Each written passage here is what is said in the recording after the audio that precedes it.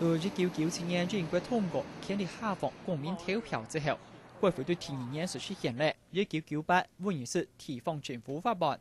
1999年温议是国民议会正式提出改国会议案，议会正式运作。温议是地方自治老自主性，开始迈入新的一年。本来咗地方本县政府也就做了修改部分人嘅人法律权利。3後來對2006年温議是地方政府法案通過之後，温議是議會嘅政府限咗朝區內事務設架立法。 Mae wedi defnyddio ffactor lle mae yna perthynas gwan, sef gwariant ar ysgolion. 温議是國民議會最大特色是使用温議是議進行議事討論。按照本年在對政治公兩位大量出現，無形當中也體現了温議是議能見圖，然後相對為解。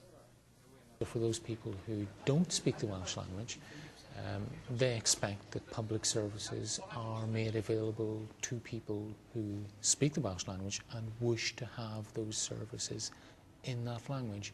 In other words, they're happy that a certain amount of taxpayers' money is spent on these kinds of services.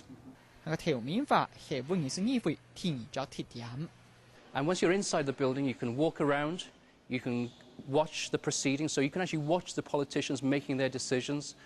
就算冇法度親身嚟到現場嘅，也做咧都不下透過 S4C2 呢個平台來關心議事嘅進行。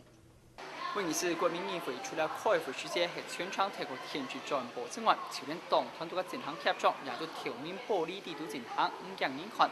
所講嘅咩是政治 ，not in Wales。 以上係記者馮占山市委會向巡演對温議是卡提夫嘅採訪報道。